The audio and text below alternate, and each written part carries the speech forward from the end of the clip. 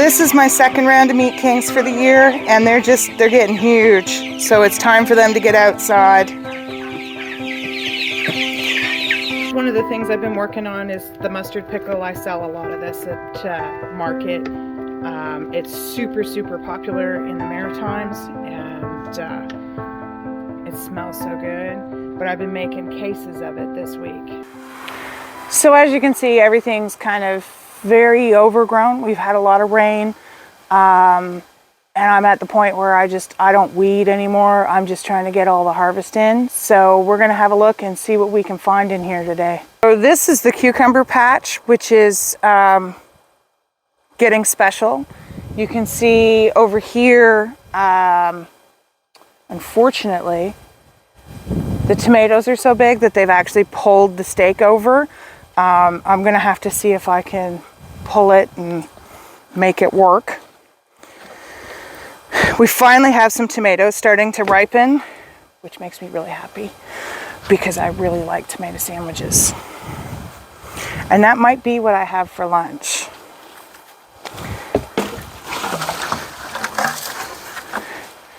So these tomatoes are just so heavy, they've pulled the stake right over. And you've kind of got to get in here like every day, because you can see they grow so fast. They take over and they just explode. So it's been a really great cucumber crop this year, though. I'm quite happy with it.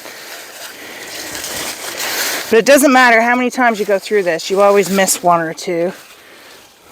This is one that absolutely got away from me.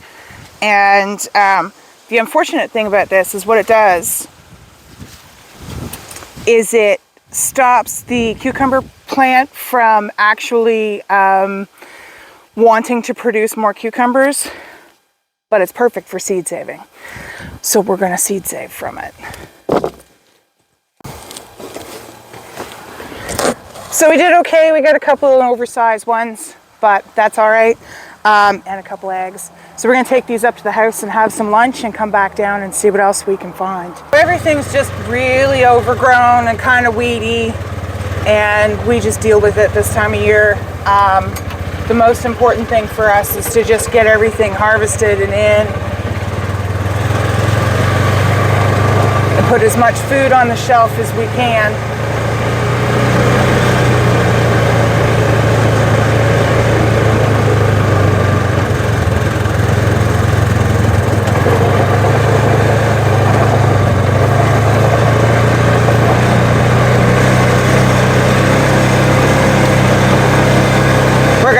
Try and get out here and mow if it stays dry long enough.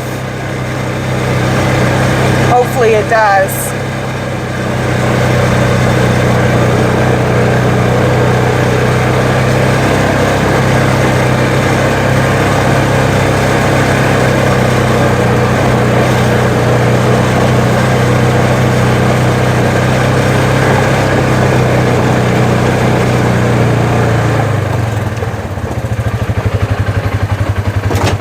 This is the really large cucumber that's way past its prime for any kind of pickling. And we're going to cut it open.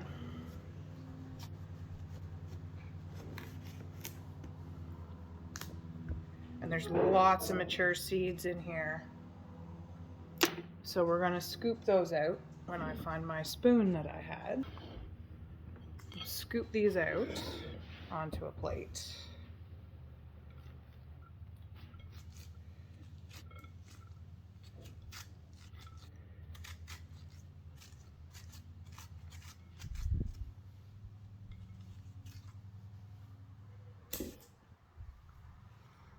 Lots of mature seeds in here.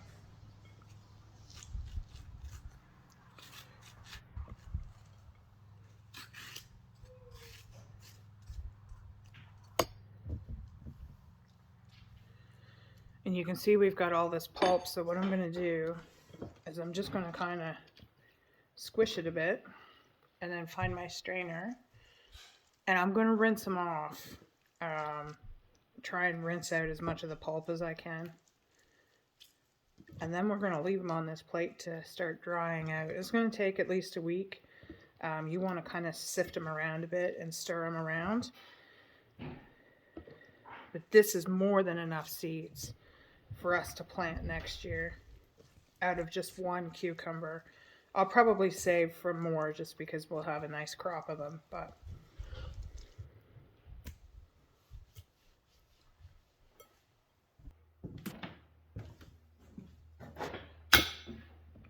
so mostly what that does is it gets the gel that's on the seeds kind of off.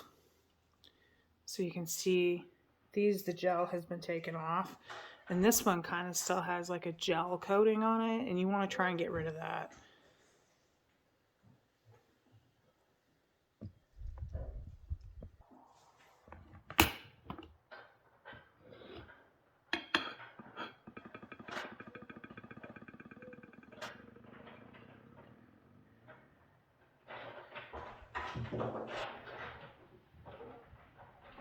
I find at this stage they're kind of sticky too as they dry, so you can put them on like a paper towel or something, but I find they just stick to it anyway, so you might as well use a plate for the first little bit,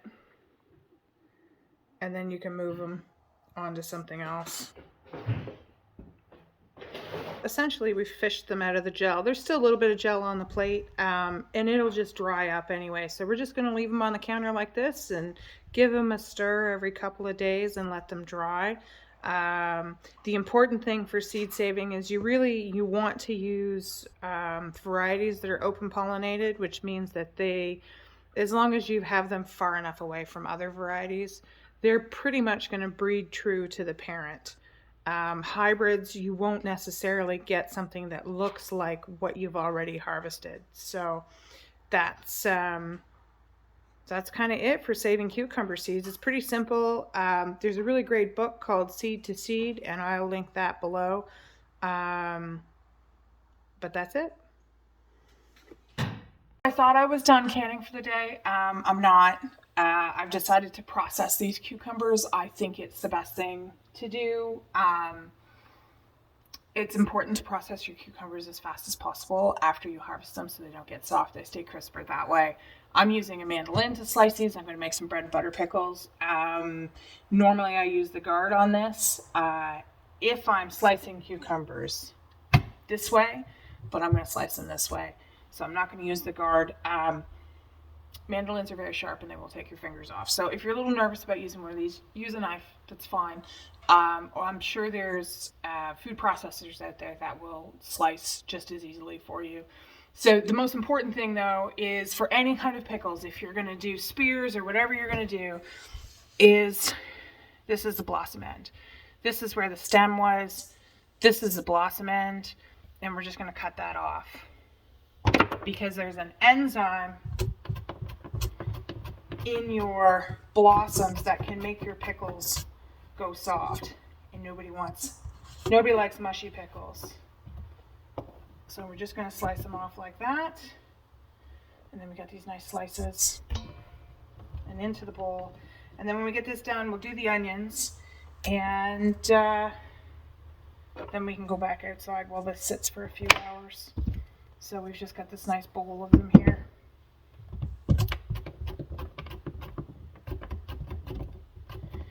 This particular mandolin came from Lee Valley Tools. It's probably about 20 years old, actually.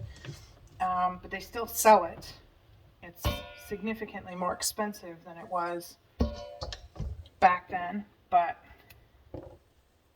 the other thing I've done is I have scrubbed these cucumbers with a scrubby brush just to get the spines off. This is a great way to use up some of your cucumbers that may have got a little bigger than you'd like for something like baby dills. It's a great bread and butter pickles is a good way to use them, and they're my dad's favorite. So that's what we're going to do with them.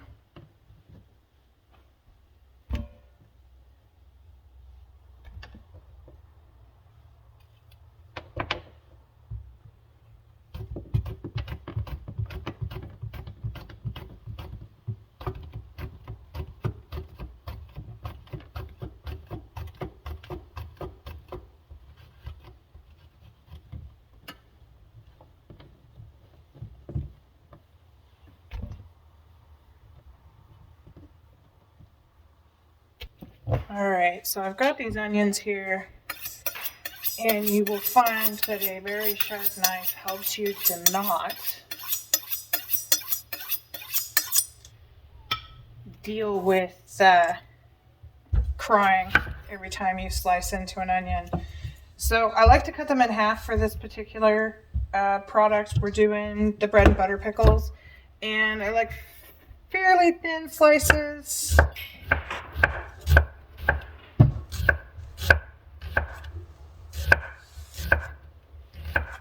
About the same thickness as your cucumbers.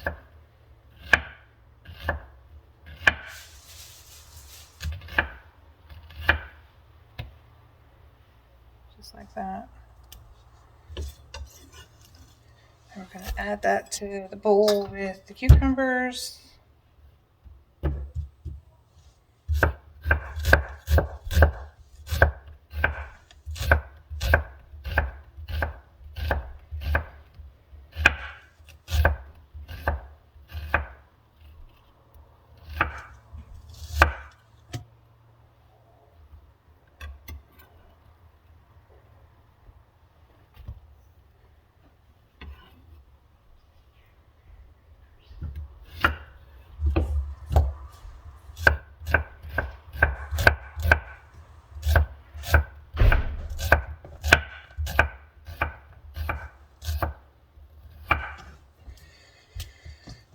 I'm not one of those people that's overly sensitive to onions, but if you try and keep the root on, it tends to not make you cry as much.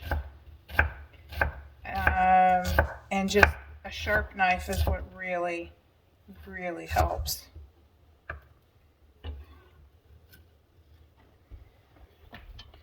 This is my favorite knife. My mom had fairly similar ones, slightly different handle, but she bought those back in the 60s.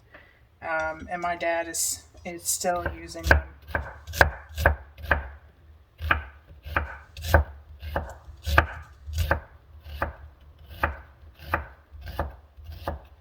I was buying them at Bed Bath & Beyond, but Bed Bath & Beyond doesn't seem to, I don't think they exist anymore. So even my paring knives are the same. This I buy, though, at Home Hardware. Usually I pick one up every once in a while, every couple of years.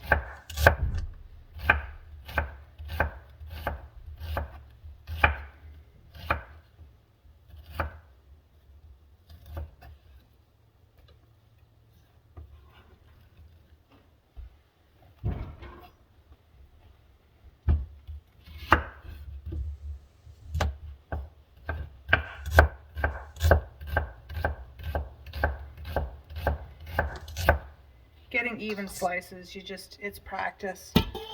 That's all it is. And then you get faster.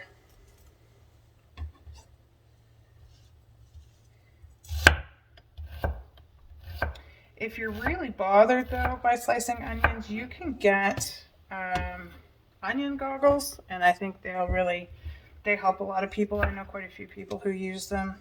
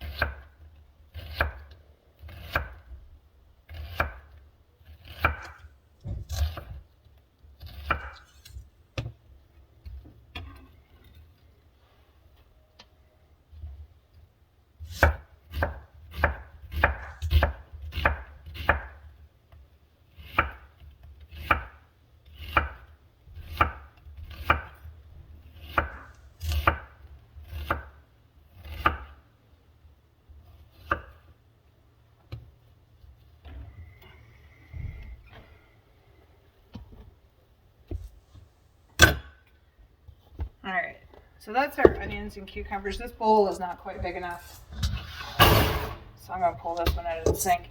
It tells you to layer these up with the salt and everything. I don't bother doing that. I'm going to get the 1/3 of a cup measuring cup, wherever I put that, in the sink as well. And I'm going to find my sea salt. So most recipes call for canning salt. I have a tendency to use a lot of sea salt. This is all I'm using. The key thing is that when you look at the ingredients, it just says salt. There's nothing else in it. There's no anti-caking agents. And you want a coarse salt. So, because this one is like a table salt and it has anti-caking agents in it. It'll make your pickles cloudy. The other reason you want to use a coarse salt is because if you decide to use a fine salt, you'll end up with way more salt than you should. So I just sprinkle it in like this, and I know that's not what they say, and I go like this.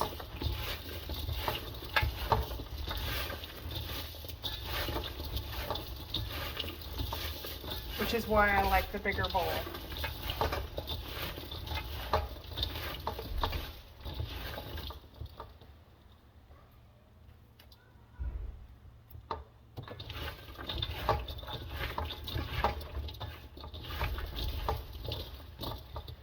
So now that's all set. I'm going to kind of level it out, shake the salt off my hands.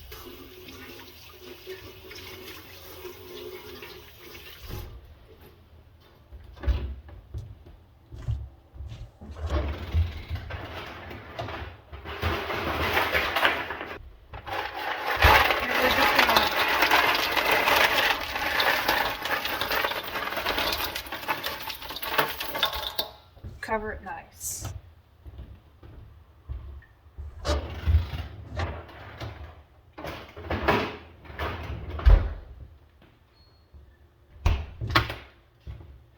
And then we're also going to pick the ice up off the floor in a second. And that's everything for that. And then I'm going to put a clean tea cloth over top and let it sit for 3 hours, just like that. So I'm just going to move this off this space. Probably go put it on my dining room table. So, and that's it. So we're just going to leave it like this for 3 hours, and then we'll come back to it. We were able to get our garlic harvested, and I got my kids off to soccer after feeding them. And so now we're going to do these cucumbers and turn them into bread and butter pickles. So they've been sitting for about 3.5 hours actually. Which is fine, and I'll show you what they look like, and then we're going to get them drained in the sink and ready to go. So this is what they look like. The ice has melted. You can see they're a little floppier, right? And that's okay. They've lost some of their water, which you want them to do. And what we're going to do is we're going to dump this ice right in the sink, and then we're going to strain the rest of it. But you want to pick out as much of this ice as you can before you put it in the strainer.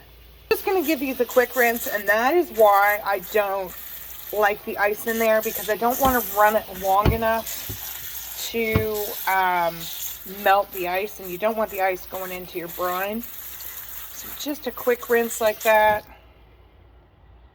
See, they've kind of got it there a little, they're still crunchy though.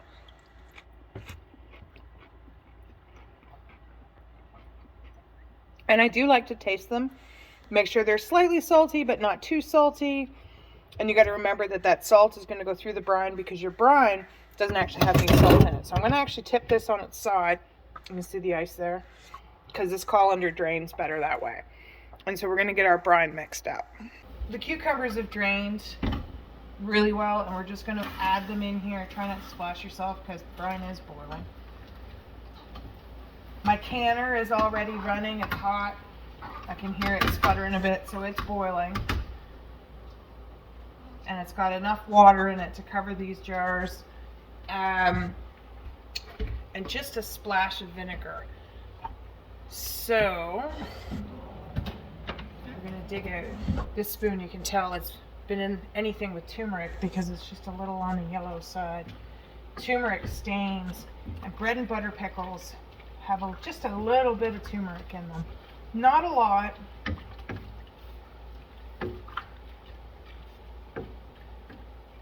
So what we're trying to do is just get these cucumbers down under the brine and then bring everything back up to a simmer. Well, pickling recipes are actually fairly forgiving. If you don't have a full 6 pounds of cucumbers and you've only got 3, you can scale the recipe, use a smaller pot to can it up, and there's no problems with that. I do it all the time. Sometimes the harvest, you've just got a few, but if you wait to can them, then you run into issues with softer pickles.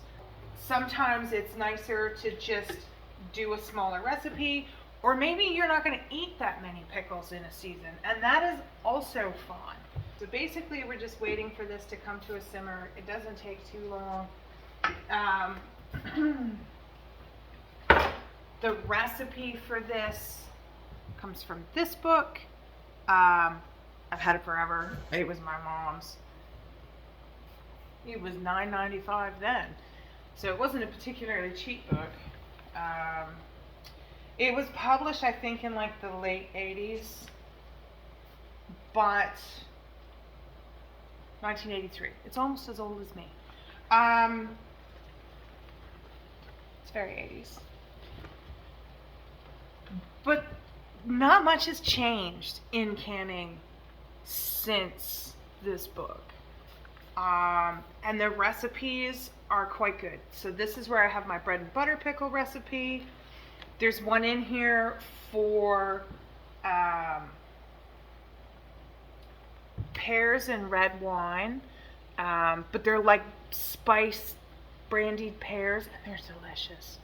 And I like to keep a few of these on the shelf, and I heat them up, and then I simmer down the brine that they're in, the wine, the syrup, and I simmer it down to make it more syrupy after I've heated the fruit up, and serve it over ice cream. It's really nice. So there's a few good things in this, but it's an older book. It's probably still not still in print, but that's where the recipe's from. So I will write it down below for you. As they heat up, they're going to lose their kind of bright green color that they've had, like this color, and they're going to kind of go a bit of an olivey color as they heat up, and that's okay. But you want to do this fairly quickly, because the longer they sit in this, the more they cook, and the greater the risk of a softer pickle. And you do want them to be fairly crunchy. So I like to load them with tongs, top them with brine with a ladle, and I try to make this as quick as possible. I don't immediately load them in the canner because I don't want them in there any longer than they have to be. I find that problematic. And again, nobody wants soft pickles. This smells so good. I love bread and butter pickles, and these are my dad's favorite. When I was a kid, we used to have these, and they had a little bit of cauliflower in them. Oh, so good. So good. And they just, I know people who open kettle these. I'm not super comfortable with that, so I use them, I process them in a hot water bath canner, and I haven't found that they go soft as long as you do things quickly and you immediately take them out of the canner and get them cooled off. And you're starting with very, very fresh cucumbers. These have just come to a quick simmer, and I'm actually going to turn the stove off because I don't want them boiling, and we're just going to start packing jars and do this fairly quickly.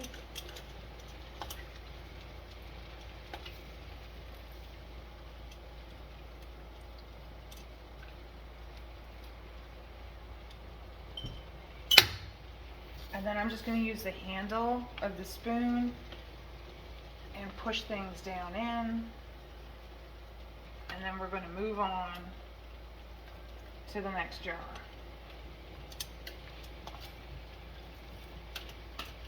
Mostly this funnel is stopping me from burning my hands with dripping brine. And check the fill on these, and I'm happy with it. Now, I like to give it a bit of a stir before I pick up the brine so that you kind of evenly distribute the spices. The jars are getting hot.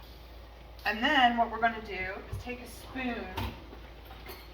I don't go down in the jars and try and get the bubbles out. I just kind of push this particular type of pickle. I just kind of push them down a little bit, and you'll find that the air bubbles come up, and that works just fine.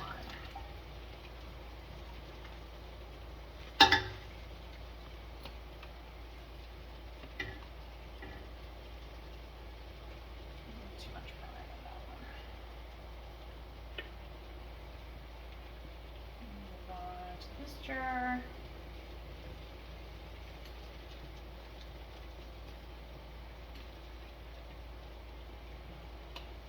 What I'm doing here is just kind of pushing down the side a little bit and releasing some air bubbles.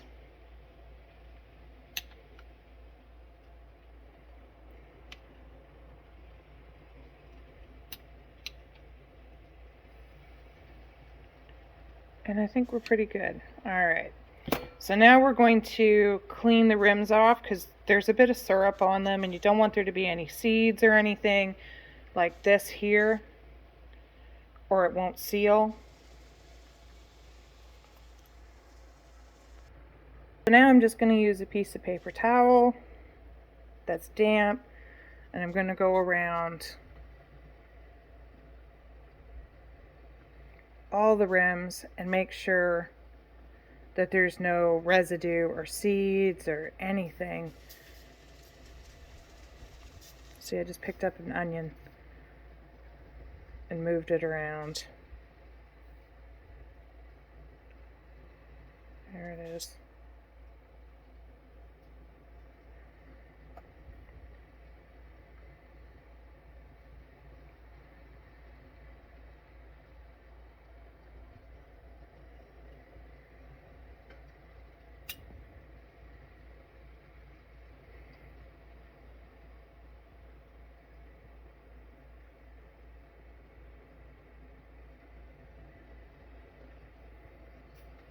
And now we're just going to throw lids on the floor, so I have to wash them again. Put our lids on.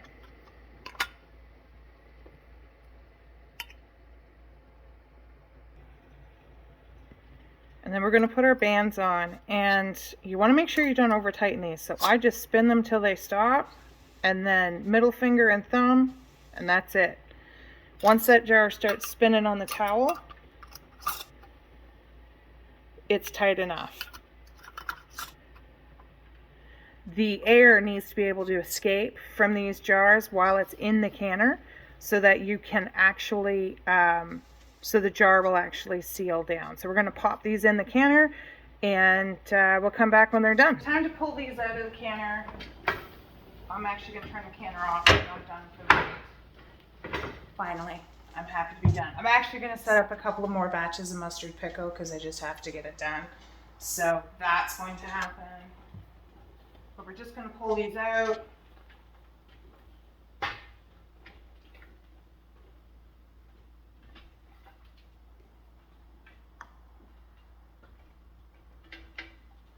And let them sit here completely undisturbed until tomorrow morning. And that's it.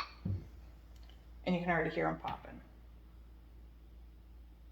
One wet. That's them there. They're going to sit there undisturbed until tomorrow morning, and then I'll move them and I'll get them wiped down and labeled and on the shelf. I pulled the rest of our garlic today, so I'll get in here tomorrow. This has been sitting here a fair while, but it's still not dry. It's just super, super humid. Even the bit that I hung up, it's really humid. And nothing's drying. So I think I'm going to have to take what's on the bench here up to the house and put a fan on it. See if that helps. Because it's just nothing's drying this year. It's just so wet. The high tunnel is kind of a tomato pepper jungle. And I'll get in here tomorrow and harvest again. But there's just so much food in here. It's fantastic. These banana peppers are looking amazing. It's just fabulous. Lots of tomatoes.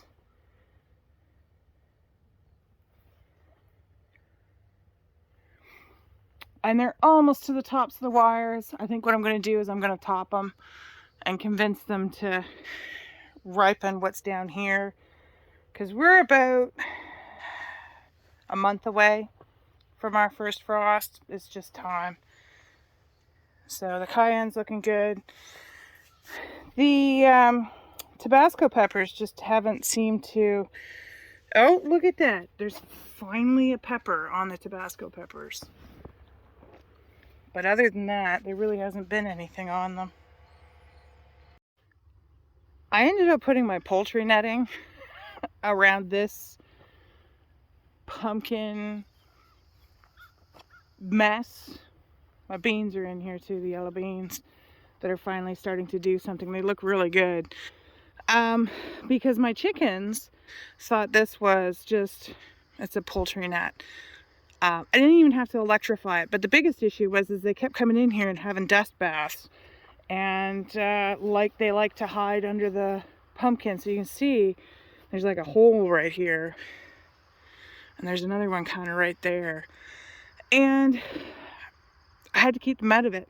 So I fenced them, and then I let them out one day, and they came running down this hill, and they got to the fence, and they were just so very confused about what had happened. There's a bit of corn starting to tassel in here. I'm not really expecting it to do anything. I wish it would, but it probably won't. I don't mind that the pumpkins are actually coming out of the fence because their root systems are protected. This is not like downy mildew or anything on the leaves. This is just a natural pattern that occurs on the leaves. As you can see, it's too consistent, right, for it to be anything else. And some pumpkins just kind of have that.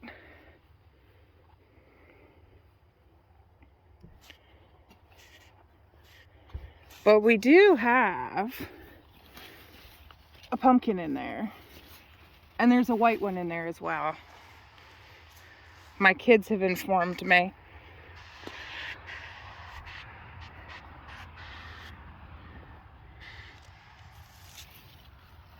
It's really hard to see though. But it's right there. And then these are some of our like miniature decorative pumpkins, and they're really cute. And there's quite a few of them in here. They're just kind of hard to see, but they are in here. So, but this has just become quite the jungle. It's kind of amusing, really.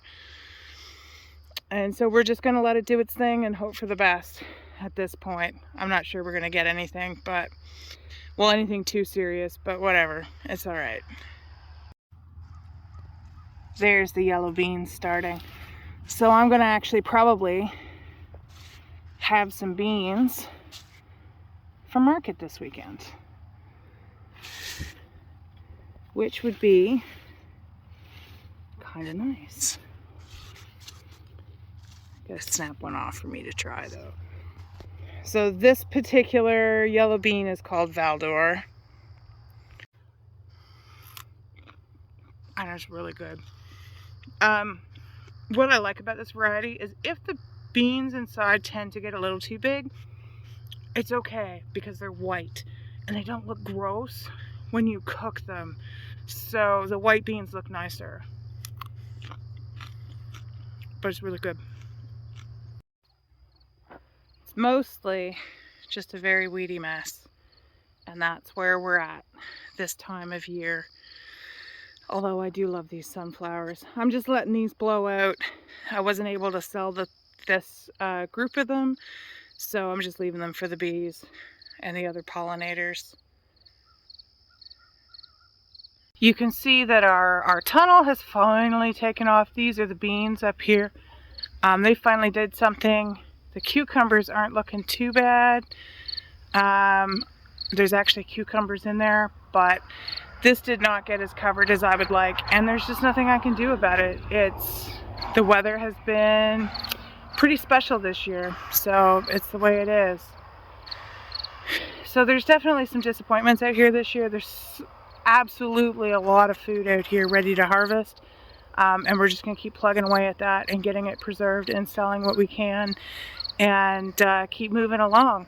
So thanks for joining us today. Don't forget to like, subscribe, and share. We really appreciate having you here, and we'll see you next time here on the farm.